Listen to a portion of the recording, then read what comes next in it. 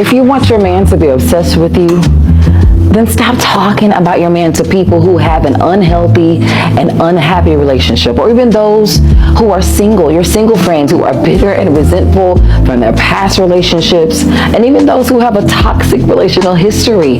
If you don't want to end up where they are or go where they are going, then stop asking them for advice. I purposely try not to be that friend that talks negatively about men to my friends who are married.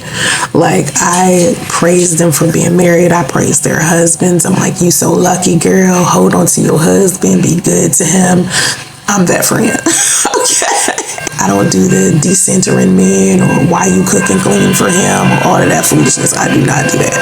I honestly feel like that type of thing is like counterproductive, especially with me wanting to be a wife as well. I know it's a lot of women out here that want to decenter men, but unfortunately, it's just like, honey, I feel like we was brought to this planet in pairs. Like, I'm not talking about all the transness and the non-binariness and the homosexuality. I mean, just naturally by nature, I think as a heterosexual woman, you need to have better relationships with women who have healthy relationships with men, so you can start hearing some positive stories about their marriages and their relationships. Because if you keep being in the same echo chamber of all of this decentering men and all of these negative stories that women have, you're never going to be able to find a decent man.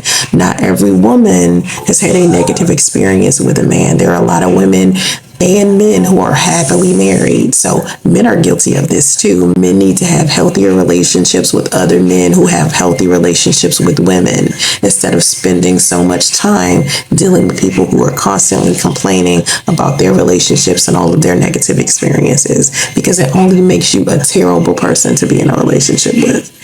It makes you worse than what you are. And if you feel like you are a good person, then that means there are other people in this world who are also good, who are also faithful, who also behave in a manner that's appropriate for someone who's in a relationship or a marriage.